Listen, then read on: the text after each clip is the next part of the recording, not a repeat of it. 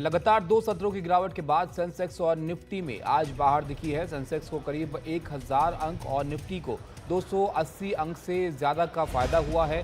अब ये तेज़ी देखने को मिली है बाजार में आज। और यहाँ पर आपको बताएं कि रिलायंस इंडस्ट्रीज, एचएएल और बीपीसीएल सबसे ज़्यादा फायदा उठाने वाले शेयरों में शामिल आज रहे। इसके अलावा एसबीआई लाइफ इंश्योरेंस, जाइडस और सीमेंट भी लाभ उठाने वाले शेयरों में शामिल रहे। अदानी ग्रुप के सभी शेयर हरे निशान पर आज कारोबार करते हुए दिखे। अदानी ग्रीन एनर्जी और अदानी टोटल गैस सबसे ज़्यादा फायदे में रहे। तो आज अदानी ग्रुप के शेयरों के हरे निशान में कारोबार से भी बाजार को यहाँ पर फायदा होता हुआ दिखा है। और शेयर बाजार आज कमबैक के मूड में दिखा। यहाँ पर हरे निशान में कारोबार हुआ और ज़बरदस्त तेज़ी निफ्टी और सेंसेक्स में देखने को मिली है। निफ्टी करीब 300 अंकों की चढ़ा है निफ्टी 300 अंक, और सेंसेक्स में करीब 1000 पॉइंट्स की तेज़ी आज देखने को मिली है। आज के कारोबार की अगर हम अब यहाँ पर बात करें तो ऑयल एंड गैस, फार्मा, सरकारी बैंक, मेटल वो सेक्टर रहे जिसमें आज तेज़ी यहाँ पर देखने को मिली है। Q4 के नतीजे भी आज थे, जिसका भी असर यहाँ पर बाजारों पर आज दिखा है। और ये महत्वपूर्ण इसलिए भी है क्योंकि इससे पहले के जो दो सेशन रहे थे बाजार के, उसमें ज़बरदस्त गिरावट देखने को मिली थी। और फ्राइडे की गिरावट के बाद ये मार्केट ने कमबैक किया है। तो जो निवेशक हैं उन्होंने थोड़ी राहत की सांस यहाँ पर आज ली है। इससे पहले 25 अप्रैल अगर मार्केट की हम बात करें तो सेंसेक्स करीब 600 पॉइंट गिर गया था, निफ्टी 200 पॉइंट गिरकर बंद हुआ था शुक्रवार के कारोबार में। और आज हफ्ते का पहला कारोबारी दिन था, तो इसमें बाजार ने ज़बरदस्त यहाँ पर कमबैक किया है।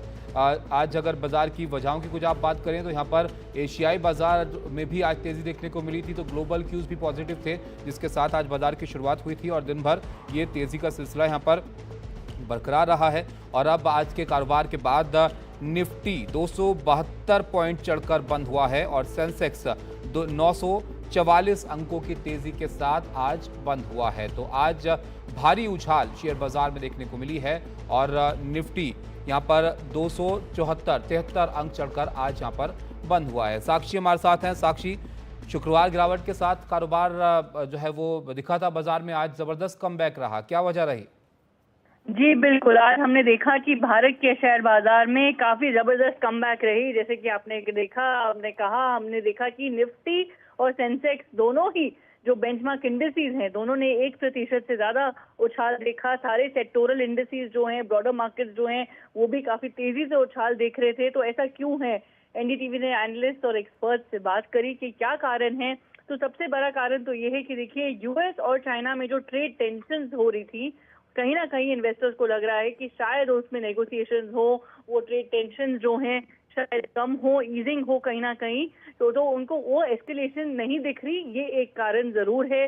दूसरा कारण ये है कि उन्होंने देखा है कि तेल के दाम जो हैं वो भी कम हो रहे हैं। और एफआई बाइंग जो है, तीसरा कारण ये है कि एफआई बाइंग जो है, यानी कि भारतीय शेयर बाजार में जो फॉरेन इंस्टीट्यूशनल इन्वेस्टर्स का जो इंटरेस्ट है खरीदने का, वो भी अभी बरकरार रहा है। बिल्कुल, तो सेंटिमेंट पॉजिटिव यहाँ पर होते जा रहे हैं। साक्षी, अच्छी बात है निवेशकों के लिए कि बाजार में भरोसा लौट रहा है और बाजार में जबरदस्त उछाल आज दिखा है। रवि सिंह हमारे साथ जुड़े हैं, सीनियर वीपी हैं रेलिगेयर ब्रोकिंग के।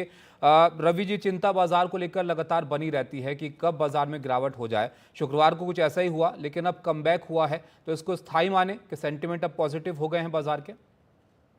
जी बिल्कुल, देखिए वापस से अगर देखा जाए तो इंटरनेशनल हालात जिस हिसाब से देखने को मिले हैं उसका एक इम्पैक्ट रहा है। लेकिन अब भारतीय बाजारों में वापस से एक हरियाली लौटती हुई नजर इसलिए भी आई है क्योंकि यहाँ के रिटेलर, एफआईआईज और डोमेस्टिक ये सभी एक तरीके से बाइंग यहाँ पर कर रहे हैं। और अक्रॉस द सेक्टर, चाहे वो आपका बैंकिंग काउंटर रहा हो, फार्मा सेक्टर रहा हो, पावर सेक्टर रहा हो, ऑटो सेक्टर रहा हो, इन सभी में आपको बाइंग देखने को मिल रही है। तो ये आप जरूर कह सकते हैं कि मार्केट ने अब एक अच्छा कमबैक किया है और निफ्टी और सेंसेक्स अभी फिलहाल आने वाले 2 से 3 ट्रेडिंग सेशन में एक और तेजी के दौर यहां पर दिखाते हुए नजर आ सकते हैं। अगर असर की हम बात करें, वजहों की बात करें रवि जी यहाँ पर, तो आपको लगता है कि ट्रम्प का जो ट्रेड वॉर था उसका असर अब भी यहाँ पर दिख रहा है? क्योंकि जो 90 दिनों का अस्थायी टैरिफ राहत है वो भारत को मिली है लेकिन चाइना को नहीं मिली है। तो इंपोर्ट को लेकर उम्मीद मार्केट को है अभी भी?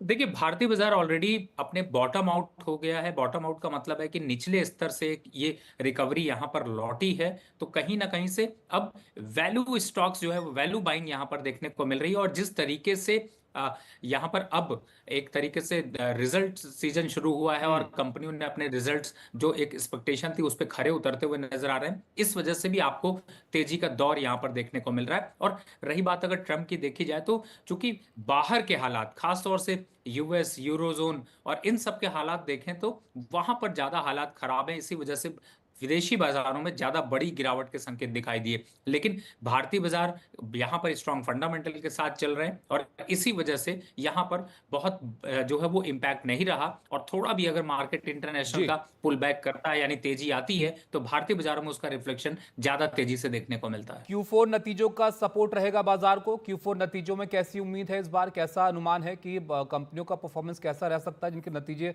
अभी बाजार एक्सपेक्ट कर रहा है? देखिए अभी आने वाले समय में कंटिन्यू आपको Q4 के नतीजे देखने को मिल रहे हैं और जहां तक ज्यादातर मेजर कंपनीज अगर देखी जाए तो उनमें पॉजिटिव संकेत देते हुए नजर आए हैं। कंपनी दिग्गज कंपनियों की बात करें जैसे रिलायंस ने आपको बहुत पॉजिटिव रिजल्ट यहां पर देखने को मिले हैं। इनफैक्ट अगर पूरे के पूरे अदानी ग्रुप की बात की जाए तो आज Adani solutions, Adani enterprises, Adani green, Adani port, Adani power, Ambuja cement, इन सभी में एक क्रॉस द स्टॉक्स रैली देखने को मिली जिसकी वजह से मार्केट में ये रैली यहाँ पर सस्टेन करती हुई नजर आई। और बाजार के भरोसे की हम यहाँ पर बात कर रहे हैं रवि जी, क्योंकि जो निवेशक है उनको बड़ी चिंता रहती है अगर एक दिन में बाजार में गिरावट आ जाए तो वो क्या करें, निवेश अपना बनाए रखें या क्या निकल जाएं, या क्या उनकी रणनीति होनी चाहिए। बहरहाल एफआईआईज की लेकिन यहाँ पर अब भरोसा लौट रहा है। पिछले हफ्ते का मैं डेटा देख रहा है 17,000 करोड़ के आसपास एफआईआई का निवेश आया है, तो अब विदेशी निवेशकों का भरोसा वापस बाजार में बढ़ रहा है।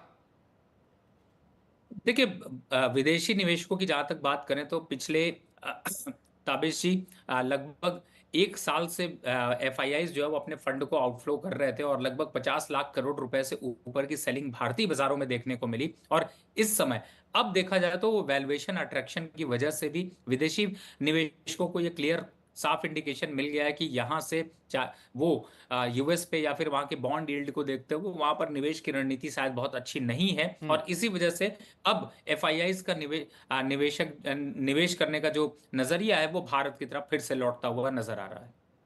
कोई कंसर्न अभी मार्केट के लिए आप देख रहे हैं ग्लोबली कि जिस पर नजर रखनी चाहिए लोगों को, या आपको लगता है कि अब सेंटिमेंट पॉजिटिव हो गए हैं, मार्केट के निवेश किया जा सकता है?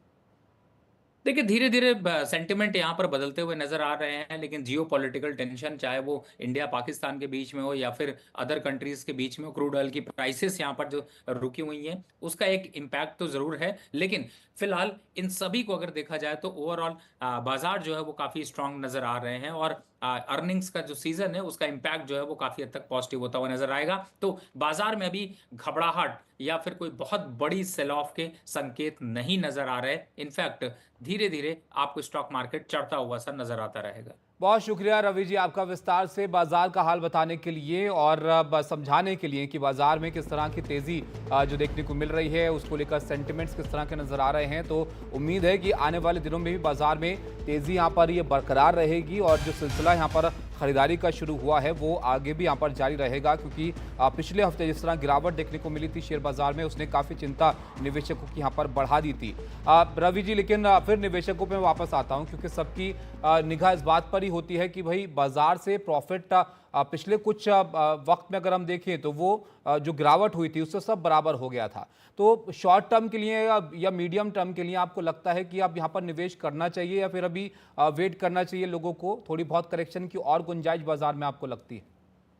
देखिए ताबिश जी, जो लोग लॉन्ग टर्म की स्ट्रैटेजी बना रहे हैं उनको जरूर यहाँ पर निवेश की रणनीति रखनी चाहिए। खास तौर से जो लोग एसआईपी और म्यूचुअल फंड के थ्रू रूट करते हैं उनको यहाँ पर इन्वेस्टमेंट जरूर स्टार्ट करना चाहिए। और जो नए निवेशक हैं, जो लोग अभी तक मार्केट से वंचित थे, निवेश नहीं कर पा रहे थे, उनको अच्छे वैल्यूएशन पर स्टॉक मिल रहे हैं। उसका बहुत बड़ा फायदा भी उनको देखने को मिलेगा, क्योंकि स्टॉक्स आप सोचते रहते हैं, स्टॉक्स बढ़ जाते हैं और निवेश करने का मौका नहीं मिल पाता। लेकिन इस पिछले जो 8 महीनों में जो गिरावट का दौर आया उसके बाद से अब मार्केट यहां से सुस्ती से अब तेजी की तरफ बढ़ता हुआ नजर आ रहा है। तो आपके पास मौका जरूर है। जहां तक इन्वेस्टमेंट स्ट्रैटेजी की बात है, थोड़ा आपको स्ट्रैटेजी डाइवर्सिफाई करनी चाहिए। पहली बात है, अलग अलग सेक्टर्स पर यहां पर निवेश की रणनीति रखनी चाहिए। दूसरा, अगर आप निवेश कर रहे हैं तो एक मुक्त पैसा मत डालिए, थोड़ा सा पैसा जो है वो डिवाइड कर लीजिए 3-4 टर्म में और थोड़ा पैसा अभी और आगे फिर इस तरह हिसाब से डालें और 20 से 30% का निवेश आप करंट लेवल पर यहां पर मार्केट पे कर सकते हैं।